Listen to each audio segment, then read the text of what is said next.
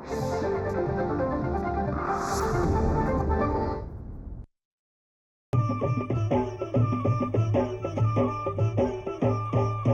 काळी आई धनधान्य देई, ही काळी आई धनधान्य देई. जोडते मनाची नाती आमची माती, आमची माणसं, आमची माती, आमची माणसं, आमची माती, आमची माणसं, आमची माती, आमची माणसं, आमची माती, आमची माणसं.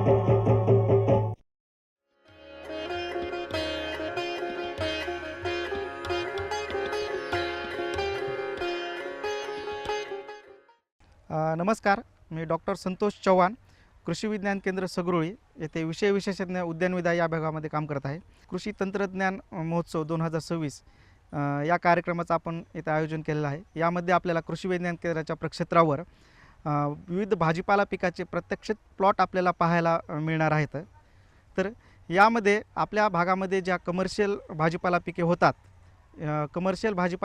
याच्या विविध प्लॉट आपल्याला पाहायला मिळणार आहे. याच्यामध्ये आपल्याला सुरुवातीला जे एक्झॉटिक व्हेजिटेबल्स आहेत, एक्झॉटिक व्हेजिटेबल्समध्ये झुकिनी आहे, ब्रोकोली आहे आणि रेड कॅबेज या जी प्रत्यक्षात आपण लागवड केलेली आहे ती आपल्याला पाहायला मिळणार आहे. त्याचबरोबर आपल्या भागामध्ये जे फुलपिके होतात, झेंडू मोठ्या प्रमाणामध्ये होतो, तर त्याच्या विविध 4 ते 5 जातीचे आपण इथं लागवड केलेली आहे. याचंही आपल्याला या प्रत्यक्षात आपल्याला प्लॉटमध्ये पाहता येणार आहेत.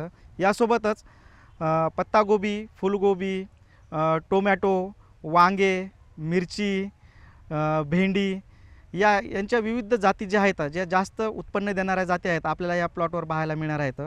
यासोबतच आपण ह्या सर्व जातींची लागवड जी आहे, लागवड आपण मल्चिंगवर केलेली आहे, की जो भाजीपाला पिकामध्ये तणांचा आणि ह्याचा जास्त परिणाम आपल्याला दिसून येतो, त्याच्यामुळे आपल्या आपल्या खर्चामध्ये वाढ होते. ते आपण मल्चिंगवर लागवड केलेली आहे. प्रत्येक प्लॉटला आपल्याला ड्रिप इरिगेशन सिस्टीम आहे, जे आपण खतं देतो ते आपण हे फर्टिगेशन थ्रूच देतो. तर यासोबतच भाजीपाला पिकामध्ये सर्वात जास्त जो खर्च येतो तो आपल्याला पीक संरक्षणासाठी येतो. यासाठी आपण हे तर जो इंटिग्रेटेड अप्रोच आहे, एकात्मिक पीक कीड व्यवस्थापन आणि एकात्मिक अन्नद्रव्य व्यवस्थापन या पद्धतीचा आपण अवलंबन केलेला आहे. यामध्ये आपल्याला इथं पाहायला मिळणार आहे किंवा जे रस शोषण करणाऱ्या ज्या किडी आहेत यांच्यासाठी आपण निळे आणि पिवळे पांढरे चिकट सापळे आपण लावलेले आहेत, जेणेकरून या रस शोषण करणाऱ्या किडींचा प्रादुर्भाव कमी होईल. सोबतच जे अळीचा त्रास होतो आपल्याला फुलगोबीवर, टोमॅटोवर, ह्यासाठी आपण फेरोमोन ट्रॅप्स लावलेले आहेत किंवा फ्रूट फ्लायसाठी आपण फ्रूट फ्लायचे ट्रॅप लावलेले आहेत. याच्यामुळे आपल्याला काय होतं की आपल्या जो फवारणीचा खर्च आहे तो आपल्याला खूप कमी प्रमाणामध्ये होतो. सोबतच आपण ह्या प्लॉटमध्ये एकात्मिक अन्नद्रव्य व्यवस्थापन याच्या माध्यमातून जे आपले किंवा सेंद्रिय अन्नद्रव्य व्यवस्थापनासाठी आपण वेस्ट डिकम्पोजर आहे, परत आपलं जे आपले प्रोडक्ट आहे बायोप्लस, जे नत्र, स्फुरद आणि पाला स्थिरीकरण करणारे जीवाणू, याचाही आपण वापर केलेला आहे. म्हणजे जो आपल्याला उत्पन्न वाढीसाठी जो लागणार आहे किंवा एकात्मिक अन्नद्रव्य व्यवस्थापनामध्ये केमिकल प्लस ऑर्गॅनिक, यामुळे आपल्या जमिनीची जी सुपीकता आहे ती पण टिकून राहते आणि उत्पन्न पण आपल्याला चांगल्या प्रकारे मिळतं. याचाही आपण येथे अवलंबन केलेलं आहे. हेही तुम्ही ह्या प्रत्यक्षात आपण प्लॉटवर पाहू शकतात. सोबतच आपण मिरचीसारख्या पिकासाठी जे किंवा सुरुवातीच्या 1 महिन्यामध्ये त्याच्यावर रस शोषण करणाऱ्या किडीचा जास्त प्रादुर्भाव होतो, त्यासाठी आपण जे क्रॉप कवर आहेत, हे क्रॉप कवरचाही वापर आपण येथे केलेला आहे, जेणेकरून आपल्या सुरुवातीच्या ह्याच्यामध्ये फवारण्या कमी होतील आणि आपल्या खर्चामध्ये कमी होऊन आपल्या उत्पन्नामध्ये वाढ होईल. अशाच विविध तंत्रज्ञानाचं जे आहे आपल्याला प्रत्यक्ष इथं ह्या KVKच्या प्रक्षेत्रावर आपल्याला पाहायला मिळणार आहे. शेतकरी बंधूंनो, आपण जो आपण रेग्युलर भाजीपाला घेतो, यापेक्षा जर आपण एक्झॉटिक व्हेजिटेबल्स आपण या इथे आपण प्लॉट पाहत आहात, या प्लॉटमध्ये आपल्याला हिरवी झुकिनी आहे, पिवळी झुकिनी आहे, ब्रोकोली आहे, रेड कॅबेज आहे.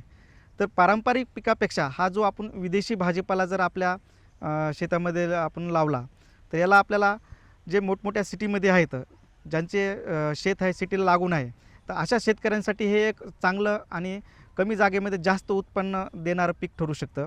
यामध्ये आपल्याला झुकिनीमध्ये आपल्याला 2 प्रकार असतात, त्याच्यामध्ये पिवळी झुकिनी आणि हिरवी झुकिनी. तर याची मागणी ही मोठमोठ्या हॉटेल्समध्ये ह्याच्यामध्ये जास्त प्रमाणामध्ये असते आणि ह्या भाजीला रेटही चांगल्या पद्धतीने आपल्याला मिळतो. आणि ह्याची लागवड जी आहे, आपण लागवड केल्याच्या नंतर पहिल्या 30 ते 35 दिवसानंतर आपल्याला ह्याची पहिली तोडणी सुरू होते आणि पुढील 1 ते 1.5 महिना आपल्याला ह्याची तोडणी ही चालू राहते. याचबरोबर दुसरं आपलं जी ब्रोकोली आहे, ब्रोकोली जर आपण पिकाचा जर विचार केला, या ब्रोकोली आपली फुलगोबी आहे या पिकासारखीच आहे, पण ती हिरव्या प्रकारामध्ये असते आणि रब्बीमध्ये येते. ह्या रब्बीमध्ये येणाऱ्या जाती ह्या वेगवेगळ्या असतात.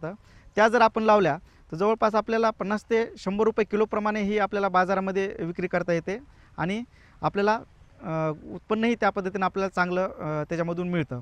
ते लागवड करताना आपण एकतर ह्याची लागवड आपण ब्रोकोलीची लागवड करताना आपण रोपांपासून करतो, जशी आपण फुलगोबीची रोपं वगैरे आपण आणतो, तर त्याच पद्धतीनं आपल्याला ही लागवड करायची आहे. विदेशी भाजीपाला लागवड म्हणजे एक अशी वेगळ्या प्रकारची आपण लागवड त्याच्यामध्ये हे नाही. ज्या पद्धतीने आपण अन्नद्रव्य व्यवस्थापन फुलगोबीला करतो त्याच पद्धतीने आपल्याला ब्रोकोलीलाच करायचं आहे. सोबतच आपण रेड कॅबेज जे आहे, लाल पत्तागोबी, ही आपल्या पत्तागोबीसारखीच असणारी भाजी आहे, पण ह्याचा कलर जो आहे हा लाल असतो आणि ह्याच्यामध्ये जे अँटीऑक्सिडंट्स असतात किंवा इतर न्यूट्रिएंट्स असतात हे जास्त प्रमाणामध्ये असतात, जे आता सध्या मोठमोठ्या हॉटेल्समध्ये पिझ्झा, बर्गर यासाठी ही जास्त प्रमाणामध्ये वापरली जाते आणि ही साध्या आपल्या पत्तागोबीपेक्षा ह्याला भावही चांगल्या पद्धतीचा मिळतो. आणि लागवड करताना आपण ह्याची रोपं आणून लागवड करू शकतो आणि कमी जागेमधून आपल्याला ह्याच्यामध्ये जास्त उत्पन्न मिळणार आहे. दुसरा आपण जर पीक पाहिलं, आपल्या भागामध्ये झेंडू हा खूप मोठ्या प्रमाणामध्ये होतो. झेंडूमध्ये आपल्या प्रक्षेत्रावर आपण पिवळा आणि ऑरेंज ह्या 2 कलरच्या विविध जाती लावलेल्या आहेत. यामध्ये आपल्याला लागवड करताना ही ड्रिपने आणि मल्चिंगनेच करायची आहे. आणि लागवड करताना झेंडू पिकाची मुख्यतः आपल्याला बाजारभाव म्हणजे झेंडूला मार्केटमध्ये कोणत्या वेळेस जास्त आपल्याला भाव मिळेल या पद्धतीने आपल्याला त्याचं नियोजन करायचं आहे. झेंडूची लागवड केल्यापासून त्याचे फुलं आपल्याला जवळपास 50 ते 55, काही जाती आहेत ते 60 ते 70 दिवसालाही सुरू होतात. मग आपण लागवडीचा जर विचार केला तर उन्हाळ्यामध्ये लग्नसराई असते किंवा हे असते, त्यामध्ये आपल्याला झेंडूची मागणी जास्त असते, तर त्या पद्धतीने त्या वेळेस आपल्याला तोडणी येतील या पद्धतीने आपण जर लागवड केली तर त्याला आपल्याला चांगला अधिक नफा आपल्याला मिळण्यास मदत होते. लागवड करताना आपल्याला झेंडूची जी आपण वाणं लावलेली आहेत, ह्याचा हा मोठं फूल आहे, त्याची जी टिकवण क्षमता आहे किंवा आपल्याला जर लॉंग डिस्टन्स मार्केटला जर पाठवायचं असेल तर ते आपल्याला पाठवता येतील आणि त्याचा रेटही चांगला मिळेल. यासोबतच आपल्या भागामध्ये कारला, दोडका आणि भोपळा ही पिके बऱ्याचपैकी मोठ्या प्रमाणात घेतात. यामध्ये आपण लागवड जी आहे तर शक्यतो आपण 5 बाय 1 मीटर किंवा 5 बाय 1 फूट किंवा 2 फूट या पद्धतीने आपण केली पाहिजे मल्चिंगवर. आपण इथं बघत आहात किंवा निळे चिकट सापळे लावलेले आहेत, पिवळे चिकट सापळे लावलेले आहेत, फेरोमोन ट्रॅप आहेत, काही फ्रूट फ्लायचे ट्रॅप आहेत. तर ह्याचं कार्य करण्याची जी पद्धत असते, निळे चिकट सापळे जे आहेत ते फुलकिडे यांना आकर्षित करून घेतात आणि जे पिवळे चिकट सापळे आहेत त्यांना ते पांढरी माशी आणि हे तुडतुडे वगैरे ह्याला आपण चिटकतात. त्याच्यामुळे काय होतं की ह्याचं जे प्रादुर्भाव हा कमी प्रमाणामध्ये होतो आणि त्याच्यामुळे आपल्याला जे फवारणीसाठी लागणारे आहेत औषध ते आपल्याला साधे जरी वापरले तर आपल्याला चालतात. दुसरं आहे फेरोमोन ट्रॅप जे आहेत, ह्याच्यामध्ये जे आपल्याला टोमॅटोसाठी जे अळी येते त्याच्यावर किंवा फुलगोबीवर जे अळी येते ह्याचा जो आपण त्याला ल्यूर लावतो हा नराचा ल्यूर असतो आणि नरामुळे काय होते किंवा मादी तिकडे आकर्षित होते आणि मादी आकर्षित झाल्यामुळे ती त्याच्यामध्ये मरून जाते. त्याच्यानंतर आपल्याला त्याचे जे पुढचं पॉप्युलेशन वाढणार असतं ते कमी होतं आणि ऑटोमॅटिक आपला त्या पिकावरचा किडाचा प्रादुर्भाव हा खूप कमी प्रमाणामध्ये होतो. भाजीपाला पिके लागवड करताना आपण लागवड करण्याच्या सुरुवातीलाच आपण मार्केटचा विचार करणं खूप गरजेचं आहे, कारण बाजारामध्ये प्रत्येक भाजीपाल्याला हा सारखा दर आपल्याला मिळत नाही. त्यासाठी भाजीपाला पिकाचं नियोजन करताना आपल्याकडं जर एखादं क्षेत्र असेल 1 एकर किंवा 1.5 एकर, तर 20 गुंठे 25 गुंठे हे 4 ते 5 प्रकारचा भाजीपाला लागवड आपण एका वेळेस केला पाहिजे, जेणेकरून आपल्याला मार्केटमध्ये त्याला एका भाजीपाल्याला जर दर व्यवस्थित भेटला नाही तर आपल्याला दुसराही आपल्याला चांगला मिळू शकतो.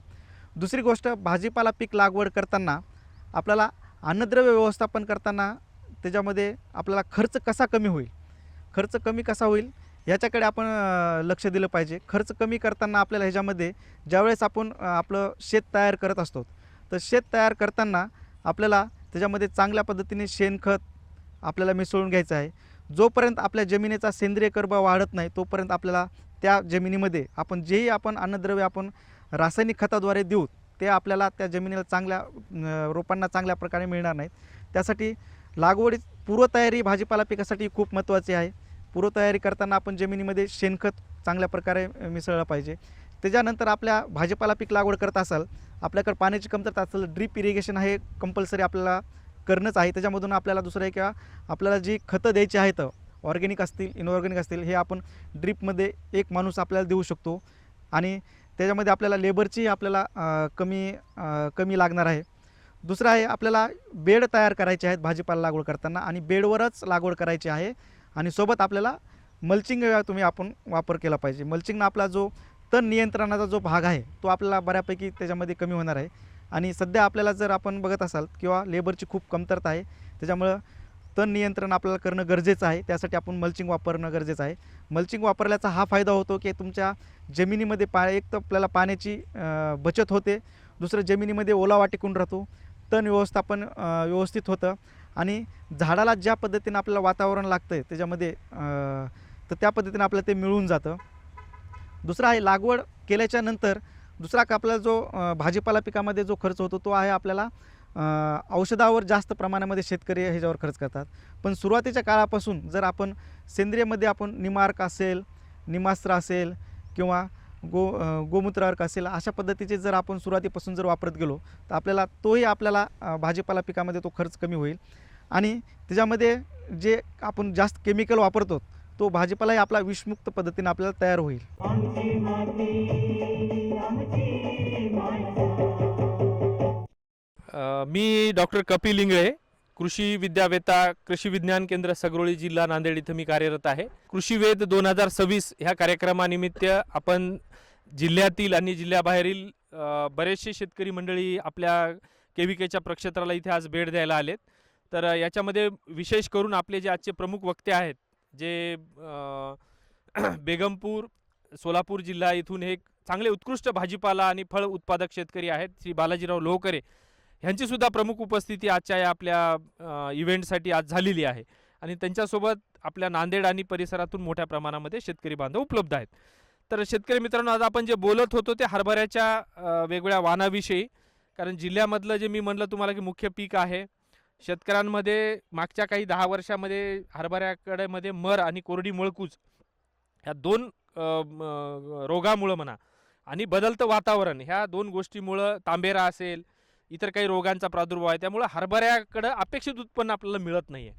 आपण ठरवलं की बाबा ह्याच्यातले best of the best national लेवलला ज्या रिलीज झालेले वाणं असतील, परराज्यामध्ये संशोधित झालेले असतील, ते वाणं आपल्या केंद्रावर आपण त्याच्या चाचण्या घ्याव्यात, शेतकऱ्याच्या शेतावर चाचण्या घ्याव्यात आणि त्याचं बीजोत्पादन कार्यक्रम घेऊन मोठ्या प्रमाणात ते आपल्या शेतकरी बांधवांना आपल्या जिल्ह्यामध्ये उपलब्ध करून देण्याच्या उद्देशातून हा पूर्णपणे आपण जवळपास इथे 14 प्रकारच्या देशी चना, ज्याला आपण म्हणतो देशी हरभरा, आणि काबुली हरभरा, असे 2 व्हरायटी असतात, आपल्याला सगळ्यांना माहीत आहे. त्याची जवळपास 14 प्रकारची वाणं आपण ह्या प्रक्षेत्रावर आपण या ठिकाणी लागवड केली आहे. याच्यामध्ये मी जसं सांगितलं की सध्या मजूर टंचाई आहे, मजुरावर टंचाईवर मशीनद्वारे कटिंगचा हा मेन इश्यूज आहे. तर मशीनला सुटेबल असणाऱ्या व्हरायट्या शेतकऱ्याला जर उपलब्ध झाल्या तर त्याची मजुरावरचा खर्च बचेल आणि शेतकऱ्याला सहज त्याची कापणी करून माल आपला वेळेत घरी घेऊन येता येईल. मग त्याच्यासाठी परभणी चना 16 आहे किंवा फुले विक्रम आहे, असे काही वाणं आम्ही या ठिकाणी डेमॉन्स्ट्रेट केले आहे. त्याचबरोबर काही कोरडवू आहे, जिथं जवळपास आजही आमच्या जिल्ह्यामध्ये 70% हरभरा कोरडवूमध्येच घेतल्या जातं.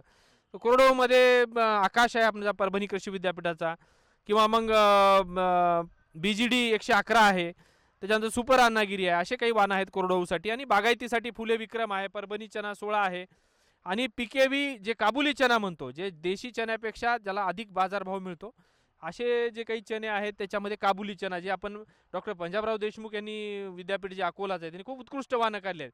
म्हणजे डॉलर चना म्हणतो आपण मोठ्या साईजचा, त्याच्यामध्ये PKV 2 असेल, PKV 4 असेल, किंवा मग मध्यम आकारामध्ये BD NGK 798 असेल. हे सगळे वाणं आपण या ठिकाणी डेमॉन्स्ट्रेट केले. यासोबतच आपल्या KVKवर मोठ्या प्रमाणामध्ये याचं बीज उत्पादन कार्यक्रम आपण घेतलेला आहे. त्यासोबत आपल्या जिल्ह्यामधल्या ज्या शेतकरी उत्पादक कंपन्या आहेत, जे स्वतः सीड प्रोडक्शनमध्ये एंगेज आहेत, त्यांनासुद्धा आपल्या KVKकडून फाउंडेशन बियाणं आपण उपलब्ध करून दिलेलं आहे, जेणेकरून ह्या वाणाचा प्रसार जास्तीत जास्त मोठ्या प्रमाणामध्ये स्पीडीली आपल्याला शेतकऱ्यांपर्यंत कशा पद्धतीने करता येईल, हा प्रयत्न आपला मागच्या 10 ते 12 वर्षापासून KVKच्या माध्यमातून चालू आहे. आमची माती आमची माणसं.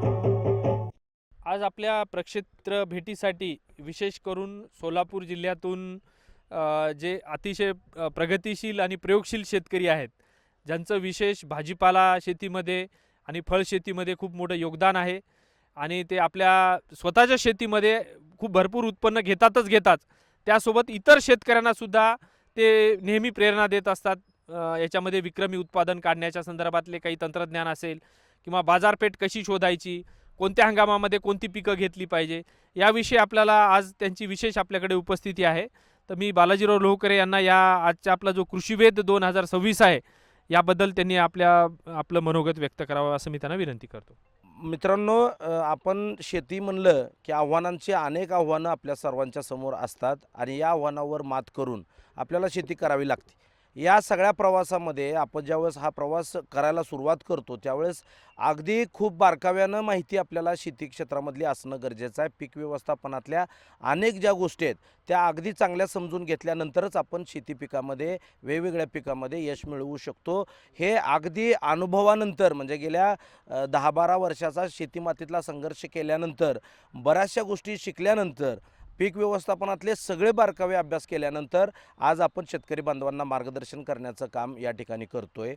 आपण जर बघितलं तर आता आपण कलिंगड, टोमॅटो, खरबूज आणि कोबी फ्लावर सारख्या पिकामध्ये काम करतो. सातत्यानं वेगवेगळ्या हंगामामध्ये टोमॅटोचं उत्पादनसुद्धा आपण घेत असतो. शेतकरी मित्रांनो, आज आपण जर तुम्ही बघितलं तर बऱ्याच वेळा शेतकऱ्यांचा खर्च हा दुप्पट होतोय, तिप्पट होतोय आणि त्याच्यामुळं मिळायचं कमी आणि कर्जाचा डोंगर मात्र शेतकऱ्यांच्या डोक्यावरचा वाढत चाललेला आहे, अशी परिस्थिती आहे. आता या माध्यमातून मार्गदर्शन जे शेतकऱ्यांना व्हायला पाहिजे, खरं तर सगळ्यात अवघड असणारा हा शेती व्यवसाय आहे आणि या व्यवसायामध्ये जे महत्त्वाचं मार्गदर्शन आहे ते जे व्हायला पाहिजे ते होताना दिसत नाही. म्हणून करता शेतकऱ्यांच्या पोरांसाठी पुढे येऊन ही आता एक चळवळ उभी करण्याची ही गरज या निमित्तानं निर्माण झालेली आहे. आता आपण बघितलं, काळ खूप बदलत आलेला आहे. खूप सारे बदल शेती क्षेत्रातले झाले. आपण वेगवेगळ्या गोष्टी स्वीकारत गेलो, परंतु आज जर आपण बघितलं तर प्रत्येक गोष्ट एका ठराविक काळासाठी आपल्याला उपयोगी पडते, पुन्हा ती खर्चिक होत जाते आणि मग शेतीचा खर्च अशातूनच, म्हणजे पूर्वी जर आपण बघितलं तर आपल्या पूर्वजांना फक्त बियाणं चांगलं असलं, बैलजोडी असली आणि तुम्हाला जर कष्ट करण्याची तुमची तयारी असेल तर शेती हा व्यवसाय सहजासहजी केला जायचा. कर्ज मिळत नसलं तरीसुद्धा अडचण येत नव्हती. परंतु आज लाखोची कर्ज मिळूनसुद्धा आपल्याला आपलं कर्ज वाढत चाललं आहे, अशा पद्धतीची परिस्थिती आहे. याच्यामध्ये जर तुम्ही बघितलं, अनेक साध्या प्रॅक्टिसेस आहेत आपल्या, ज्या पूर्वापार चालत आलेल्या आहेत. म्हणजे आपण पूर्वीपासून ज्यावेळेस माती लावण्याचं काम करायचो, पिकांना माती लावण्याचे काय फायदे आहेत, फवारण्याचं नियोजन कशा पद्धतीनं केलं गेलं पाहिजे, कुठल्या वातावरणामध्ये कुठल्या बुरशीचा अटॅक मोठ्या प्रमाणावर होऊ शकतो, त्याच्यावर कुठल्या पद्धतीनं आपण कंट्रोल करू शकतो, हे खूप जो विषय आहे तो विषय समजून घेणं ही काळाची गरज झालेली आहे. कारण रोज वातावरण बदलते, उभ्या पिकाची रिस्क, शेतामधलं जे पीक आहे ते रोज रिस्कमध्ये, आणि हे सगळं घडत असताना जर आपल्याकडं ज्ञान नसेल, आपल्याकडे त्याच्यासाठी आवश्यक असणारी जर माहितीच नसेल, प्रभावी उपाययोजना जर आपल्याला कळणार नसतील तर आपलं उत्पादन हे घटत जाणार आहे. आणि म्हणून करता खरं तर मी सुद्धा अगदी शून्यातून, म्हणजे मी अल्पभूधारक शेतकरी आहे, स्वतःची 5 एकराच्या आतली, म्हणजे 5 एकरामध्ये आम्ही 2 भाऊ आणि 2.5 एकर उतारा फक्त आमचा असतानासुद्धा 25 एकर जमीन भाडेतत्वावर घेऊन आपण हे सगळं 2-3 वर्ष सोशल मीडियाच्या माध्यमातून सर्व शेतकरी आपले बघतायत आणि आपलं मत आहे की शेती ही वेगळ्या अँगलनं करावी लागेल. त्याला वेगळ्या, म्हणजे जास्त पैसे टाकण्यामुळं कदाचित आपण शेतीमध्ये रिस्क वाढवून घेतलेली आहे, धोका वाढलेला आहे. म्हणजे लाखो रुपये मातीत टाकल्यानंतर झोपसुद्धा आपल्याला येत नाही आणि मग अचानक, आता हे अगदीच सगळ्यांना माहिती आहे की हे उघड्या आकाशाखाली केलं जाणारं पीक आहे, याला अनेक अडचणी येऊ शकतात आणि हातातोंडाचा आलेला घास ज्यावेळेस शेतकऱ्याचा हिरावून घेतला जातो त्यावेळेस मात्र शेतकरी नेस्तनाबूत होतो, तो परत उभाच राहत नाही, त्याचं कंबरडं मोडलं जातं. मग मंदीच्या लाटा आहेत, त्याच्यामध्ये निसर्गाचे काय हे आहेत, अनेक संकट आहेत आणि म्हणून करता शेती सोपी झाली पाहिजे, पिकं सोपी झाली पाहिजे, कमी खर्चात ही पिकं आली पाहिजे. प्रत्येक पिकासाठी औषधं फवारण्याचा अतिवापर, बुरशीनाशकं, कीटकनाशकं यांचा जमिनीतून होत असलेला अतिशय प्रचंड प्रमाणात त्याचं जे आपण आज करतोय त्याच्यातून अनेक रोगांची निर्मिती होते, अन्न दूषित होते, शेतीतलं प्रदूषण होते आणि या सगळ्या गोष्टी टाळण्याचं आव्हान आपल्याला येणाऱ्या काळामध्ये सामोरं त्याला जावं लागणार आहे.